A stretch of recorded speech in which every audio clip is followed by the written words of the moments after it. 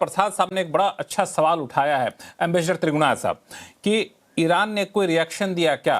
तो जो ईरान का एक छोटा सा रिएक्शन मैं देख पा रहा हूं पब्लिक डोमेन में है, वो ये कि हमारे यूएस से कोई बातचीत नहीं हुई है। दूसरी तरफ यूएस प्रेसिडेंट ट्रंप ने ये कहा, अभी जो हम लोग बातें सुन रहे हैं तो उसका एक हिस्सा ये भी था, उन्होंने ये कहा कि हम जिसको समझदार नेता मानते हैं उससे बातचीत कर रहे हैं। तो हो सकता है कि विदेश मंत्रालय का नेतृत्व करने वाला शख्स उनकी नजर में समझदार नेता ना हो, किसी और से बात कर लियो, उस आधार पर वो सीज फायर जैसी बातें कर रहे हैं। कि मैं जनशंकर की बात से पूरा इत्तेफाक रखता हूं। जो वो कह रहे हैं बिल्कुल सही बात कह रहे हैं, लेकिन दो चीजें हमें ध्यान रखनी चाहिए। एक तो ईरान के फॉरेन मिनिस्टर ने एक बहुत लंबा चौड़ा स्टेटमेंट दिया था कल परसों में। उन्होंने कहा था कि अमेरिका के साथ बातचीत करने का कोई मतलब ही नहीं उठता, और कारण ये है कि आप एक बार बेवकूफ बन सकते हैं, दूसरी बार बेवकूफ बन सकते हैं, अगर तीसरी बार बनते हैं तो आपको डिस्ट्रैक्ट होने का पूरा अधिकार है। क्योंकि एक बार दोनों ने बातचीत करी आपसे और अटैक किया, दूसरी बार आपसे बातचीत करी और फिर आपके ऊपर अटैक हुआ। तो ईरान में इतने बड़े बेवकूफ तो है नहीं कि वो ये सोचें। अभी आप ये देखिए, साइमल्टेनियसली खबरें ये भी आ रही हैं कि इनके काफी मैरीन्स जो हैं वो वहां से आ रहे हैं। आइडिया इनका ये है कि खर्ग आइलैंड को लेने की बातचीत चल रही है, और उधर से ओकिनावा से करीब 2000 मैरीन्स और दूसरी जगह 4500 मैरीन्स। तो वो यहाँ पर कुछ तमाशा करने तो नहीं आ रहे, वो तो कोई ना कोई प्लान है। तो या तो ये टाइम बाय कर रहे हैं कि भाई किस तरह से जैसे हमारे लोग आएंगे तब और प्रेशर डालेंगे। दूसरा प्रेशर इनके ऊपर सबसे बड़ा ये पड़ा है कि प्रेसिडेंट ट्रंप ने बोल तो दिया कि हम सारे उनके जो ईरान के जो पावर स्ट्रक्चर है या पावर प्लांट्स हैं या जो भी है उनको हम डिस्ट्रॉय कर देंगे, लेकिन उसके बदले में ईरान ने एक लिस्ट दे दी पूरी उन इंस्टॉलेशंस की जिसको वो साइमल्टेनियसली अटैक कर देगा और वो सब खत्म हो जाएंगी। कहां पर? इजराइल के अंदर, पूरे गल्फ कंट्रीज के अंदर। और गल्फ कंट्रीज 90 से 96% तक डिसैलिनेशन प्लांट्स के ऊपर जिंदा हैं। अगर वहां से डिसैलिनेशन प्लांट्स खत्म हो जाते हैं तो आप समझ सकते हैं, और उसमें हमारे भारत के या साउथ एशिया, सब भारत के 10 मिलियन और साउथ एशिया से 25 मिलियन लोग वहां पर हैं। तो आप सोच सकते हैं कि क्या आप समझते हैं वहां पानी के बिना गुजारा हो सकता है इन कंट्रीज में? तो ये सारी बातें प्रेसिडेंट ट्रंप को लगा कि भाई ईरान अभी दब तो रहा नहीं है, उसको तो लगातार हमले कर रहा है। उनके ये कहने के बावजूद कि 95% 95% हमने खत्म कर दिया, 90% खत्म कर दिया। तो ये दो चीजें हमें ध्यान रखनी चाहिए लक्ष्मण जी। एक तो ये कि ये ग्रे जोन वॉरफेयर है। हम लोगों को जो नजरें सबसे ज्यादा खबर आ रही है, वो खबर आ रही है वेस्टर्न मीडिया की। और वेस्टर्न किस तरह से अमेरिका और इजराइल उसको स्पिन दे रहे हैं वो देख रहे हैं। पूरी आपको खबर जो है ना इजराइल से आती है ना अमेरिका की उनके क्या नुकसान हो रहे हैं, वो कहीं पूरा खबर नहीं आ रही। वो सब बाद में पता लगेगी। तो लेकिन ईरान ने सीएनएन को जो है अपने यहाँ बुलाया हुआ है, और भी अल जजीरा और दूसरे भी लोग हैं वो भी दिखा रहे हैं। तो वो अपनी बात छुपा नहीं रहे कि हमारा कितना नुकसान हुआ है, लेकिन वो फाइट टू फिनिश में लगे हैं। अगर हम डूबेंगे तो तुम्हें भी ले डूबेंगे, ये सबसे बड़ी बात है। और इस तरह का जब ये हाराकीरी वाला जब सिस्टम आ जाता है, तो मैं समझता हूं कि आसान नहीं होता है किसी भी देश को उसको संभालना, जैसा हमने देखा है। तो मेरा मानना यह है कि चाहते दोनों हैं। ईरान भी जानता है कि अगर अमेरिका से लड़ता रहा तो उसका भी खात्मा निश्चित है, लेकिन अमेरिका भी जानता है कि जीत नहीं सकता किसी भी हालत में। तो एक एग्जिट चाहिए सबको, एक तरह का ऑफ रैम्प चाहिए, और उसी की ये कोशिशें हो रही हैं। हमें आशा जरूर करनी चाहिए कि किसी न किसी तरह थोड़ी सैनिटी प्रिवेल करे। लेकिन आप इस बात को मैं हमेशा कहता हूं, अगर प्रेसिडेंट ट्रंप चाहते भी हैं छोड़ना लड़ाई, तो जब तक नेतन्याहू ऑन बोर्ड नहीं होगा तब तक आपको ये नहीं हो सकता, क्योंकि वही एक इंसान है जो हालांकि चाहता है कि नेतन्याहू को ईरान लेकर, की हालांकि अभी जो है ट्रंप से जब पूछा गया कि क्या आपने इजराइल से बातचीत की, तो उन्होंने कहा कि हाँ, मैंने अब से कुछ ही देर पहले नेतन्याहू से बातचीत की है, और वो हमारे इस जिस स्तर पर पहुंच के बातचीत कर रहे हैं ये उससे, नहीं कहा ही इज हैप्पी। हाँ, ही विल, लक्ष्मण जी, उसने कहा ही will be happy, he is not happy, ये नहीं कहा। तो Netanyahu will never be happy if there is a deal. नहीं, लेकिन नेतन्याहू बगैर ट्रंप को तो बढ़ भी नहीं सकते ना। तो ट्रंप को तो पकड़ रखा ना, वो तो लेके आ गया, पूरी लड़ाई तो उसी ने कराई है। नहीं, तो ट्रंप ने कौन सा लड़ाई किया? ट्रंप तो पहले अपना डोमेस्टिक पॉलिसी देखेगा। वो देखेगा जहां हमें नुकसान हो रहा है हम इससे आगे बढ़ नहीं सकते हैं, तो कहेगा मैं तो अपना सीज फायर कर रहा हूं, तुम्हें जो करना कर लो। तो आपको लगता है कि ट्रंप को छोड़ के आगे नेतन्याहू बढ़ते रहेंगे? नहीं, ठीक, अगर आपको निकलना निकल जाए, मैं लड़ूंगा ईरान से, देखिए लक्ष्मण उस जी, स्थिति में नहीं, आप जो कह रहे हैं मैं समझता हूँ सबसे सही हो, अच्छी बात है, यही हो कि भाई वो कहते हैं कि मैं तो हो गया मेरा काम खत्म, मैंने सारे लीडर खत्म कर दिए, मैंने उनकी नेवी खत्म कर दी, उनकी आर्मी खत्म कर दी, उनका तो बड़ा अच्छा है, लड़ाई तो रुके किसी तरह से। नहीं तो फिर इजराइल आगे बढ़ेगा? हमें नहीं लगता है इजराइल अकेले कहेगा ठीक है आप चले जाओ मैं लड़ रहा हूं, ऐसा तो नहीं करेगा इजराइल। इतनी क्षमता तो बची नहीं है अभी। देखिए, इज़राइल नहीं करेगा, लेकिन इज़राइल का खेल दूसरा भी है। ईरान के साथ तो जो होना था सो उसको पता लग गया कि अमेरिका लड़ा हुआ है, ईरान के साथ में लड़ता रहेगा।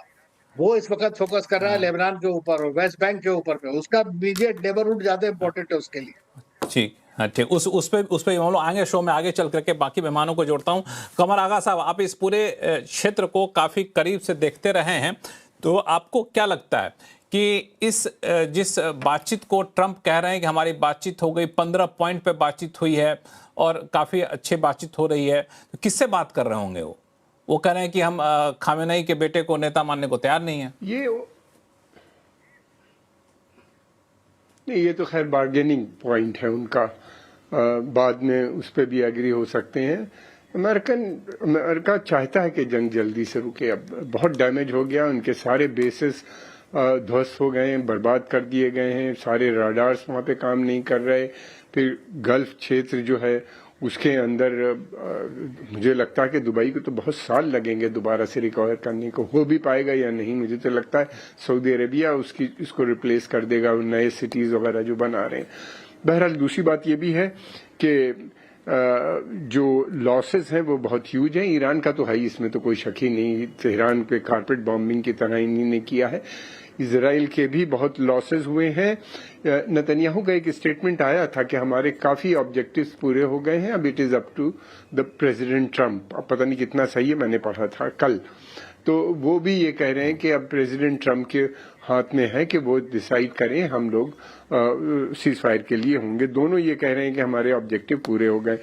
ईरान शुरू से बातचीत के लिए तैयार था। ओमान बातचीत कर रहा है, टर्की के फॉरेन मिनिस्टर हकान इसमें इन्वॉल्व हैं, और दो एक फॉरेन मिनिस्टर्स और हैं जो ईरान से और अमेरिकन से बातचीत कर रहे हैं। ये रिपोर्ट्स में है, कितनी सही है ये तो कंफर्म करना मुश्किल है। ओमान कहा मालूम है, उन्हीं ने कहा भी है। ईरान की एक ही शर्त है वो पूरी है। वो ये कहते हैं कि सैंक्शंस पूरी तरीके से लिफ्ट हो, इकोनॉमिक सैंक्शन भी और मिलिट्री सैंक्शन भी, और फिर उसके अलावा ये भी है कि दूसरी बात ये भी है कि वो वॉर रिप्रेशन की भी बात कर रहे हैं कि हमें $100 बिलियन मिनिमम दो। पहले तो बहुत मांगा था उन्हीं ने 800 बिलियन, 100 बिलियन इमीडिएट चाहते हैं। फिर उसके अलावा वो ये भी कह रहे हैं कि हमें गारंटी चाहिए कि आइंदा कोई वॉर नहीं होगी। और यूरेनियम इनरिचमेंट वो कह रहे हैं कि हमें उतना चाहिए जितना अलाउ है। उसके लिए बहुत से प्रपोजल हैं कि भाई ठीक है, आपके पास 65 साल के लिए आप इनरिचमेंट बंद कर दीजिए, आपके पास काफी 60% इनरिच यूरेनियम है, उसको डाइल्यूट कर लीजिए। लेकिन वो इसी तरह मिसाइल प्रोग्राम के भी बारे में बातें हो रही हैं, इंटरमीडियरीज कर रहे हैं। जो रिपोर्ट थोड़ी बहुत इधर उधर से आती है वो ये है कि हम फर्दर इसको आगे नहीं बढ़ाएंगे। इसको 2000 किलोमीटर का है, अब तो 4000 आ गया, डिगो गार्सिया तक पहुंच गए। तो ये भी कहा जा रहा है कि वो इस पे भी शायद राजी है एक स्टेज में कि 5 साल के लिए इस्तेमाल नहीं करेंगे, लेकिन इजराइल भी गारंटी दे। तो इस तरह की बहुत सी पॉइंट्स हैं जिनके ऊपर काफी समय से बातचीत चल रही है। वॉर से पहले से शुरू हो गया था, कुछ पॉइंट्स इसमें और बढ़ गए हैं। और दूसरी बात यह कि अमेरिकन इकोनॉमी इनको परमिट नहीं करती लंबी वॉर के लिए, काफी वीक है। और तेल के दाम बढ़ जाने से पब्लिक ओपिनियन बहुत खराब होती जा रही है। नवंबर में इलेक्शन है, अभी तो ट्रम्प सोच रहे हैं कि हम शायद मेकअप कर लें, इसको बराबर कर लें। यूरोप भी जंग में शरीक नहीं हो रहा, अकेले लड़ना पड़ रहा है। और यूरोप की भी इकोनॉमी बहुत पे स्ट्रेन है। यूक्रेन वॉर का वो भी नहीं चाहते, कोई ज्वाइन करने पे तैयार नहीं है। अमेरिका उनको कभी कावर्ड कह रहा है, कभी कुछ कह रहा है। इस तरह से उनको उनके ऊपर चार्जेस भी लगा रहे हैं, लेकिन उसके बावजूद भी वो लोग ज्वाइन करने पे नहीं। अरबों का बहुत प्रेशर है कि आप इसको, खासतौर से जो अमेरिकन एलाई हैं, खत्म करिए, जैसे यूएई, कतर, बहरीन, ओमान और सऊदी अरेबिया, इनका बेहद प्रेशर है। ये लोग सबसे ज्यादा कह रहे हैं कि आप इस जंग को तुरंत बंद कीजिए, वरना हमारी इकोनॉमी, इसी के जो हालात हैं वहां पे, अगर जिस तरह से ऑयल इंस्टॉलेशन को ध्वस्त कर दिया गया है बहुत सी जगहों पे, वो कई साल लगेगा उसको रिपेयर होते होते। इस कई साल लगेगा उसको रिपेयर करके फिर वापस वॉर से पहले जो पुराने स्तर पर आने के लिए। जी उसको बिल्कुल। और फिर दूसरी बात ये कि ये एक सेकेंड मैं लूंगा, अरब देशों की जो इकोनॉमी है इनकी पॉपुलेशन बहुत कम है, फॉरेन लेबर पे ये डिपेंडेंट है, दूसरे फॉरेन मनी पे ये डिपेंडेंट है, यूएई खास तौर से, और यूएई सबसे बड़ा हब है, और दोनों लोग जो है वहां से अगर ज्यादा दिन चलते हैं तो ये फॉरेन लेबर भी चला जाएगा, फॉरेन इन्वेस्टमेंट जो है वहां से ऑलरेडी मूव करने लगा, जो हाई टेक सेक्टर में जो प्रॉमिस इन्वेस्टमेंट्स थे वहां के लोग वो इंडिया की तरफ आने की सोच रहे हैं, बैंक्स बड़े बड़े इनके ऊपर काफी ज्यादा दबाव है कि ये जो है ऑपरेट कर रहे हैं। जी बहुत ज्यादा है जी, इनके ऊपर काफी दबाव है, बहुत ज्यादा दबाव है। मैं देख भी रहा था कि वीकेंड में मैंने देखा कि सोशल मीडिया पे बहुत सारे वीडियो अपने आप पॉपअप हो रहे थे, जो ये सोशल मीडिया में प्रमोशनल वीडियो कि यूएई बहुत अच्छा इन्वेस्टमेंट डेस्टिनेशन, आप यहाँ पर आइए, प्रॉपर्टी प्राइसेस यहाँ गिर गई, आप यहाँ पर आइए। तो मुझे लगता है उन लोगों ने पर्दे के पीछे से काम शुरू भी कर दिया कि इन्वेस्टर भाग न जाए हमारे यहाँ से। प्रोफेसर अंशु, मैं आपके पास, हाँ बिल्कुल प्रोफेसर अंशु, मैं आपके पास आऊंगा, लेकिन एक सवाल शिवकांत शर्मा साहब के पास इस पूरे, हाँ बात पूरी करिए सर, कमर आगा साहब।